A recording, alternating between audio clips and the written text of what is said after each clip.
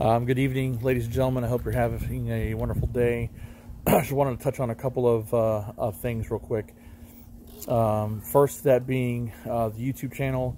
I can proudly announce today that the Grimm Truth Podcast YouTube channel will debut April the 1st this year. That will be a Thursday. This will not be taking the place of the podcast. I like the format of the podcast. I like how we're doing it. The YouTube channel will be strictly involving updates on cases that we've covered, or doing overviews of cases that we're going to be featuring and profiling. This will also be news related and discussing other things going on in the world of the missing that I feel need to be touched on more.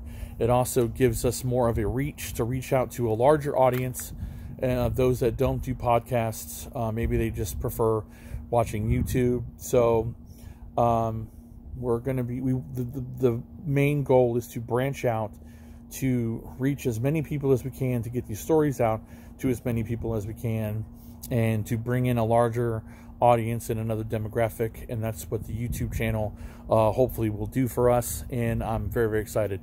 April 1st, Thursday, April 1st, 2020, and I hope you guys will join us there. You can subscribe now.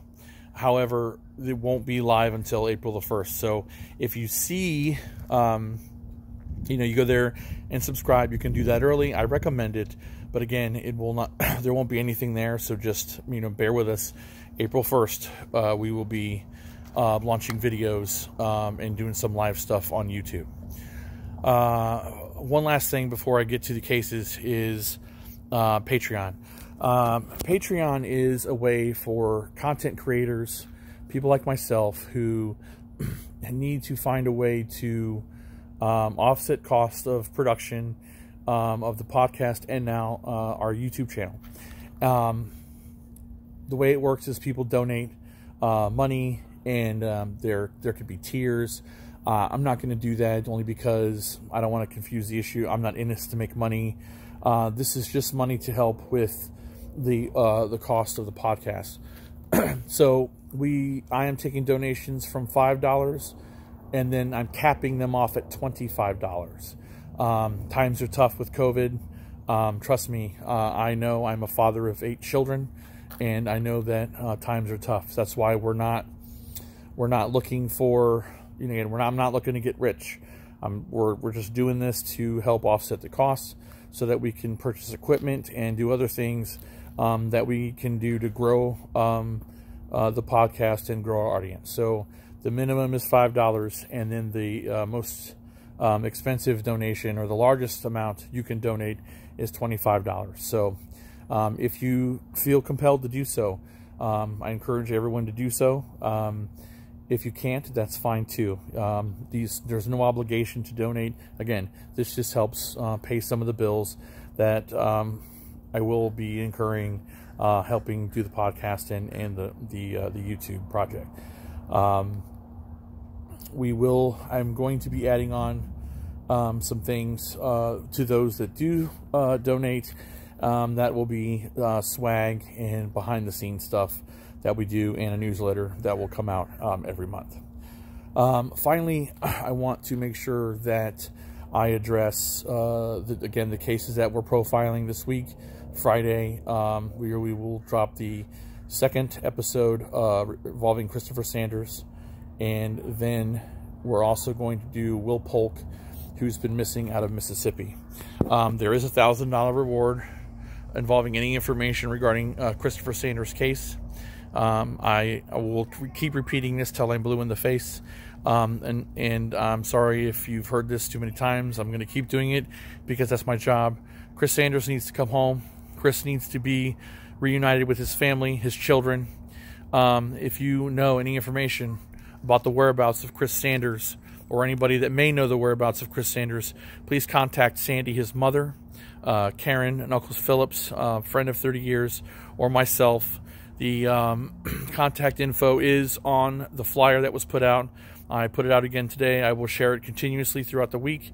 You can email me, Steve Stone at the Grimm Truth Pod, or at thegrimmtruth.com, Steve Stone at thegrimmtruth.com. When it comes to Will's case, Will went missing out of Mississippi, and there are a lot of moving parts to Will's case. There are a lot of people involved in Will's case.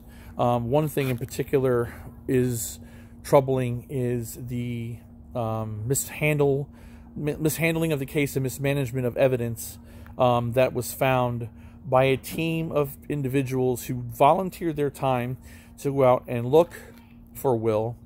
A sweatshirt was found which would appear to have some type of fluid.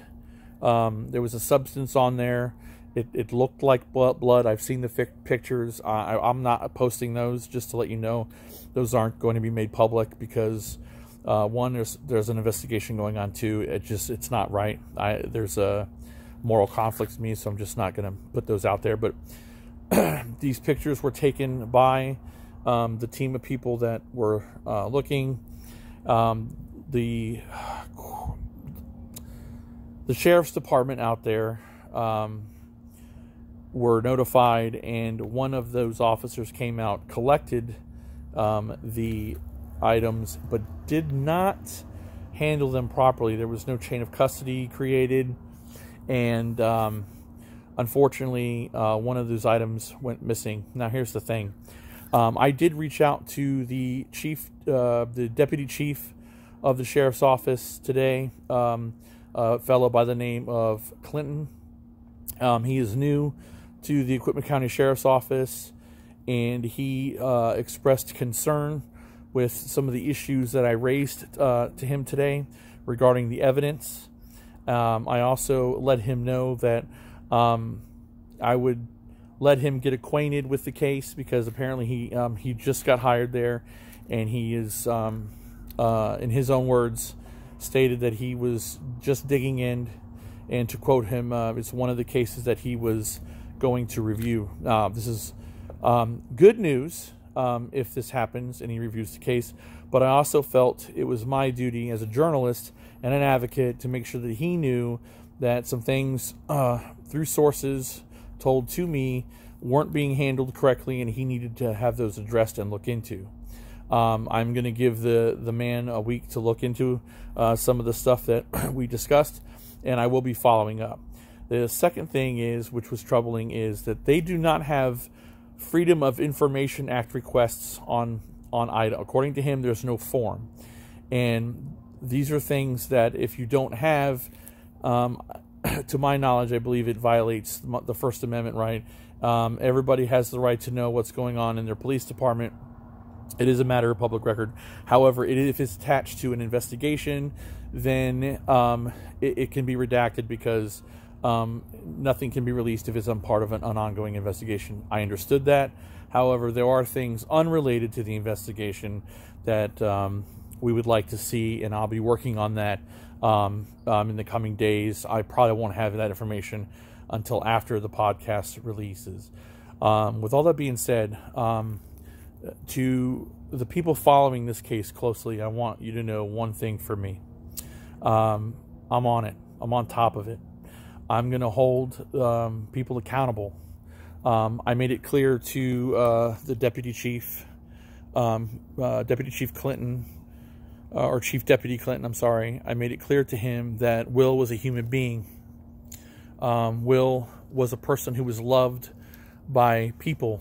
He's a son, a brother, a friend, and no matter what Will had done in his life, no matter what demons Will was fighting or battling, he's not among his family and friends, and he needs to be found. And that is the job of law enforcement, to look for Will, treat him like a human being, and get the answers that this family and his friends deserve. And I told Mr. Clinton that I would be holding them accountable in doing that. With that being said, know that we are going to work continuously on every one of our cases to get the answers that are needed for the families in order to bring them home, as we continue to be a voice for the voiceless to get to the truth. I look forward to speaking to you guys later in the week. And please make sure you download the podcast. And if you want to jump ahead of the game, subscribe to the YouTube channel, the Grimm Truth Podcast YouTube channel. You can go ahead and subscribe now, and we will be working on that, and we will start airing stuff on there, programming on there, April 1st of this year. Take care, have a great night, and God bless.